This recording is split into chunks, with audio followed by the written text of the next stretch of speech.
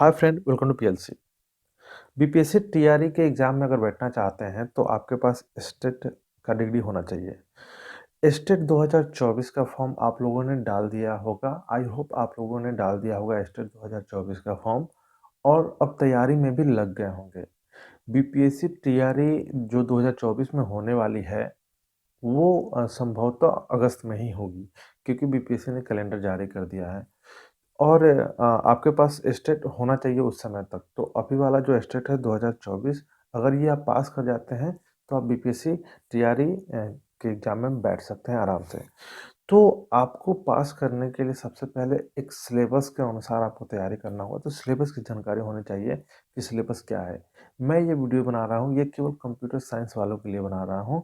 तो अगर आप कंप्यूटर साइंस के कैंडिडेट हैं और स्टेट का एग्ज़ाम देना चाहते हैं तो आप इस वीडियो को देख सकते हैं, वरना आप इसे छोड़ सकते हैं। तो चलिए पहले हम आपको पैटर्न बता दें कि एग्ज़ाम का पैटर्न क्या होता है, कितने मार्क्स आपके सब्जेक्ट से पूछे जाते हैं, कितने मार्क्स आपके टीचिंग स्किल से पूछे जाते हैं, कितने मार्क्स जनरल नॉलेज से पूछे जाते हैं। तो ये सब पे बात करते हैं। तो जो भी आपकी स्क्रीन पे दिख रहा है, पहले हम इसे थोड़ा-सा डिस्कस कर दूँ। तो देखिए, जो भी आपका पेपर होता है, उसका टाइमिंग अगर पूछा जाए तो ये 2.5 घंटा का होता है, ठीक है? अब ये 2.5 घंटा का जो पेपर होता है, इसमें 100 क्वेश्चन आपको मिलेंगे आपके सब्जेक्ट स्पेसिफिक। आप कंप्यूटर साइंस के कैंडिडेट हैं, तो 100 नंबर का क्वेश्चन केवल कंप्यूटर का होगा। Teaching skill, art of teaching बोल सकते हैं इसे। 30 नंबर मतलब 30 क्वेश्चन होंगे, वो टीचिंग स्किल के होंगे। तो देख लीजिए, 30 नंबर आपका पूरा का पूरा यहाँ से आ रहा है। तो आप बोल सकते हैं कि आपके सब्जेक्ट स्पेसिफिक के बाद ये टीचिंग स्किल स्ट्रांग होना ज़रूरी है, ठीक है? तो टीचिंग स्किल जो भी होता है, आर्ट ऑफ टीचिंग, ये सिलेबस मैं जो दे रहा हूँ इसमें उसके बहुत सारे पॉइंट बताए गए हैं कि इन सारे टॉपिक का नॉलेज आपके पास होना चाहिए। तो यूट्यूब पे भी बहुत सारे चैनल है जहाँ से आप सीख सकते हैं। आप आपने सीटेट स्टेट का अगर तैयारी किया हुआ तो हालांकि सीटेट में पूछे जाते हैं और स्टेट में पहले नहीं पूछे जाते थे, लेकिन अब 2023 से पूछे जा रहे हैं। तो आपको पता होगा कि कहाँ से तैयारी करना है। अगर नहीं पता तो आप कमेंट कीजिएगा, तो मैं आपको बता दूंगा कि कौन से चैनल को आप फॉलो कर सकते हैं। 2-3 टीचर हैं, काफ़ी अच्छे पढ़ाते हैं। तो वो केवल आर्ट ऑफ टीचिंग के लिए मैं बता रहा हूँ, ठीक है? अब general knowledge 5 question, environmental science 5, math के 5 और रीजनिंग के 5। इस तरह का आपका पैटर्न रहेगा। तो टोटल क्वेश्चन की संख्या हो जाती है 150। तो 150 क्वेश्चन का आपको एक तरह से एग्ज़ाम देना है। तो सबसे ज़्यादा क्वेश्चन आपके सब्जेक्ट से आएंगे, तो सब्जेक्ट को स्ट्रॉन्ग करके चलना होगा।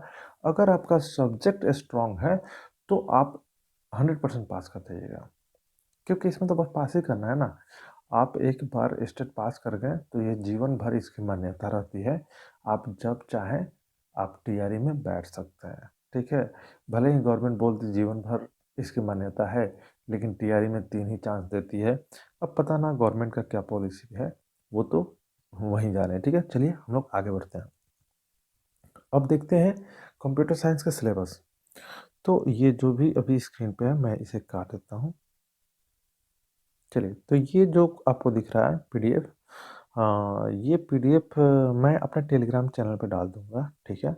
आप वहाँ से जाकर इसे डाउनलोड कर सकते हैं। तो ये जो सिलेबस है, यहाँ पे स्पष्ट लिखा हुआ है आपका 100 मार्क्स जो रहेगा वो आपका सब्जेक्ट स्पेसिफिक रहेगा, ठीक है? फिर नीचे है, नीचे थोड़ा सा चलते हैं हम, डायरेक्ट नीचे पहले चलते हैं। कंप्यूटर का जो भी पोर्शन है उसको पार करने के बाद यहाँ पे, तो देखिए यहाँ पे जो है, यहाँ पे art of teaching and other skill. तो आर्ट ऑफ टीचिंग जो ए वाला जो सेक्शन है, इसमें आर्ट ऑफ टीचिंग के बारे में बोला गया है कि ये रहेगा 30 नंबर का, ठीक है? और फिर अदर स्किल ये रहेगा 20 नंबर का। तो हम लोग जो ऊपर बात किए 5-5 नंबर डिवाइड करके, तो बस वही समझ लीजिए यहाँ पे एक तरह से उसको इकट्ठे 20 नंबर बता रहा है। अब यहाँ पे आपको ये सबसे पहले ध्यान रखना है, आर्ट ऑफ टीचिंग में इन सारे टॉपिक को एक तरह से पढ़ जाना है और इन्हीं सारे टॉपिक से रिलेटेड आपके क्वेश्चन बनेंगे। क्योंकि पिछले बार का जो एग्ज़ाम हुआ था उसमें देखा गया था कि जो भी ये सिलेबस दिया गया था उस सिलेबस को ही फ़ॉलो किया गया था, इधर-उधर से क्वेश्चन नहीं था। तो ये जो भी है ये आर्ट ऑफ टीचिंग का हो गया। आप इसे स्क्रीनशॉट ले सकते हैं या डाउनलोड भी कर सकते हैं, जहाँ मैं बता रहा हूँ वहाँ से। मैं इसको अपने टेलीग्राम ग्रुप पे डाल दूँगा। टेलीग्राम चैनल ही है, वहाँ पे डाल दूँगा। आप वहाँ से जाकर डाउनलोड डाउनलोड कर लीजिएगा। और अदर स्किल में बस आपको बोल दिया जा रहा है जनरल नॉलेज, और आप खुद समझते हैं कि जनरल नॉलेज एक तरह से खुद अपने आप में एक समंदर है, ठीक है? कहाँ से पढ़ना है, कैसे पढ़ना है, तो आप खुद डिसाइड कर लीजिएगा इसको कैसे पढ़ना है। तो मैं तो कहूँगा थोड़ा-सा मैथ अपना स्ट्रॉन्ग कर लीजिए और रीजनिंग स्ट्रॉन्ग कर लीजिए। इन सब के चक्कर में मत पड़िए, क्योंकि अगर इसमें डूब गए तो इसी में रह जाइएगा, ठीक है? चलिए अब आते हैं कंप्यूटर साइंस पे। देखिए, कंप्यूटर साइंस में यहाँ पे डिजिटल लॉजिक, ठीक है? अब इसका स्क्रीनशॉट लेके आप देख सकते हैं कि इसमें कौन-कौन सा टॉपिक कवर किया गया है। एक तरह से बोल सकते हैं जो फंडामेंटल ऑफ कंप्यूटर होते हैं, वो सारे इसमें आपको दे दिए गए हैं। और आप ऐसे भी बोल सकते हैं, हालाँकि ये पूरा का पूरा ये डिजिटल लॉजिक के नाम से जो आपको एक बनाया गया है यूनिट, ये unit computer organisation and architecture में भी पढ़ा दिए जाते हैं किसी-किसी यूनिवर्सिटी कॉलेज में। तो आप जैसे पढ़े होंगे समझ लीजिए, आप आपके पास जो भी नोट्स होगा, अब जिसमें चाहे कंप्यूटर ऑर्गेनाइजेशन एंड आर्किटेक्चर में कवर हो जाए तो, या अलग से आप पढ़े होंगे तो, इन सारे टॉपिक को आप पढ़ लीजिएगा, ठीक है? और इनसे खूब क्वेश्चन बनते हैं।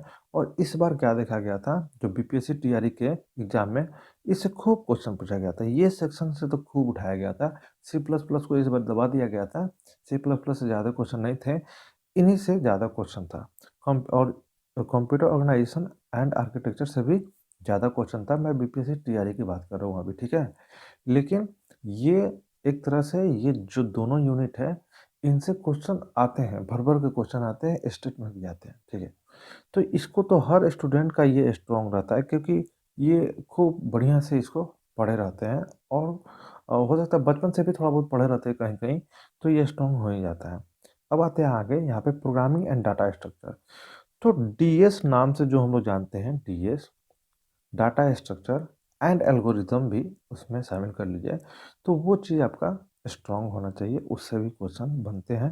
तो ये पूरा का पूरा सिलेबस, ये थर्ड यूनिट उसी का है, डाटा स्ट्रक्चर का, ठीक है?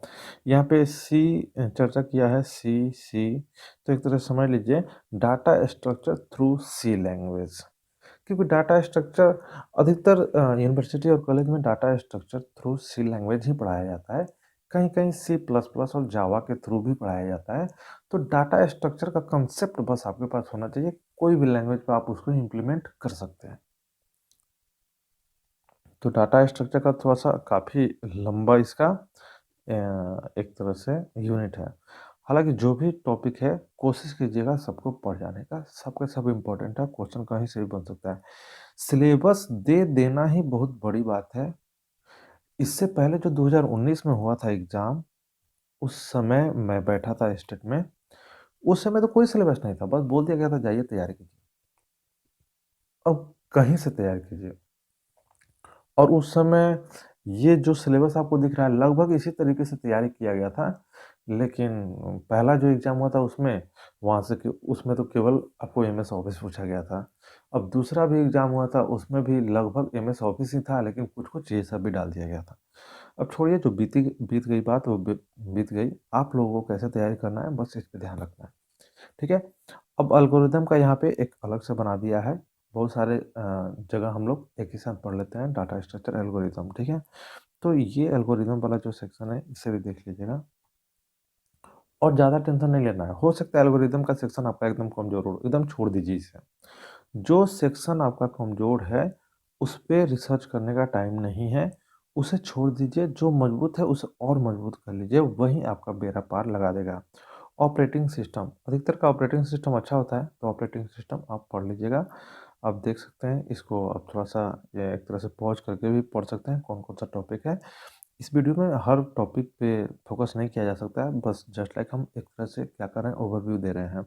डीबीएमएस से भी अच्छा खासा क्वेश्चन पूछा जाता है, और इस बार जो बीपीएससी टीआरई 2 हुआ है, उसमें भी डीबीएमएस से खूब क्वेश्चन पूछा गया था, ठीक है?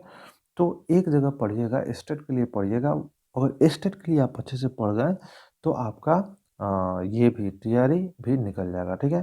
कंप्यूटर नेटवर्क, ठीक है, नेटवर्क एंड इंटरनेट करके हम लोग पढ़ते हैं यूनिवर्सिटी कॉलेज में, तो वही सब चीज़ यहाँ पे है, ठीक है। सॉफ्टवेयर इंजीनियरिंग, सॉफ्टवेयर इंजीनियरिंग अगर आप सैड सॉफ्टवेयर इंजीनियरिंग ये सब को भी अच्छे से पढ़ लीजिएगा।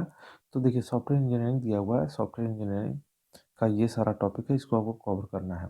अब यहाँ पे दिया है ऑब्जेक्ट ओरिएंटेड प्रोग्रामिंग। तो पिछले बार जो मैंने थोड़ा बहुत तैयारी कराने की कोशिश किया था, तो उस समय मेरे अंदर भी कन्फ्यूजन था कि ऑब्जेक्ट ओरिएंटेड प्रोग्रामिंग जो बोल रहा है, तो कहीं ना कहीं हो सकता है किसी लैंग्वेज को उठा के तब क्वेश्चन बनाए, जैसे कि चाहे वो सी प्लस प्लस उठा ले या जावा उठा ले। लेकिन ऐसा कुछ नहीं है, बस कंसेप्ट पे बात करता है और कंसेप्चुअल क्वेश्चन ही उठा के डालता है। तो इससे आपके आपको कुछ फ़ायदा हो जाएगा। एक तो फ़ायदा हो जाएगा, बहुत लिमिटेड क्वेश्चन होते हैं इनके, और वही लिमिटेड क्वेश्चन ही आएँगे। तो कुछ वेबसाइट ऐसे-ऐसे हैं जिस पे आपको ये सब क्वेश्चन मिल जाएगा और ठीक वही क्वेश्चन कॉपी पेस्ट हो जाते हैं एग्ज़ाम में। तो ऑब्जेक्ट ओरिएंटेड प्रोग्रामिंग, यहाँ से क्वेश्चन अच्छे खासे बनते हैं और लिमिटेड क्वेश्चन बनते हैं, ठीक है। तो ये सब चीज़ तैयार कर लेना है। बहुत सारे स्टूडेंट का ये कॉन्सेप्ट क्लियर नहीं हो पाता है और वो एक तरह से रट लेते हैं। तो ऐसा नहीं कीजिएगा। आप कोशिश कीजिएगा कॉन्सेप्ट क्लियर कर लें, क्योंकि अगर पास करते तो फिर आपको पढ़ाना होगा तो वहाँ तो किसी तरह से कॉन्सेप्ट क्लियर होगा तभी पढ़ाने में मज़ा आएगा। तो कॉन्सेप्ट क्लियर कर लीजिएगा।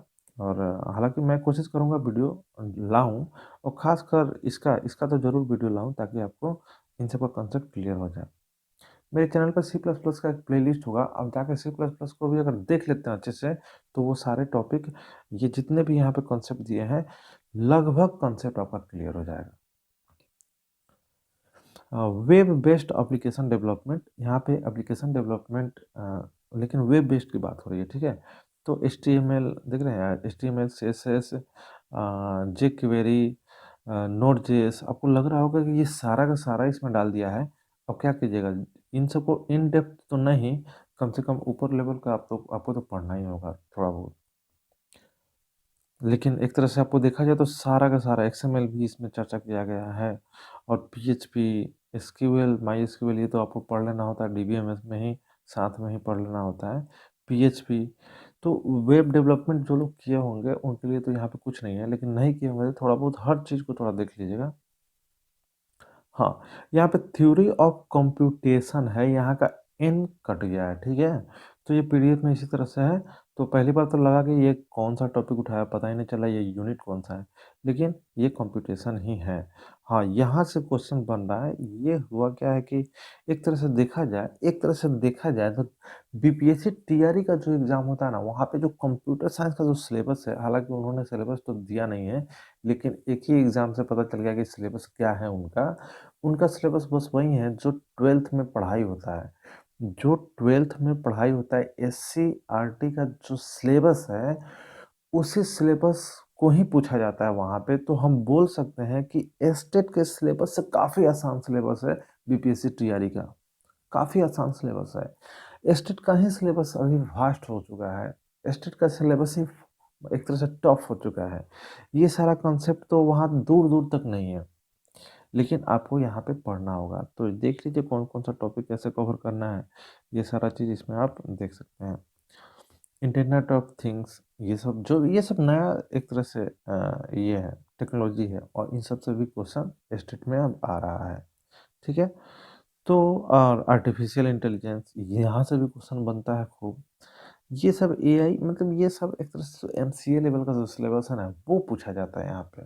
पूरा डिट्टो एमसीए लेवल का सिलेबस पूछा जाता है आपको स्टेट में, लेकिन टीआरई में पूछा जाता है 12th लेवल का। अजीब हाल है। चलिए कोई बात नहीं, जैसे तैसे करके आपको किसी तरह से तिगड़म करके एग्ज़ाम निकाल लेना है बस, ठीक है।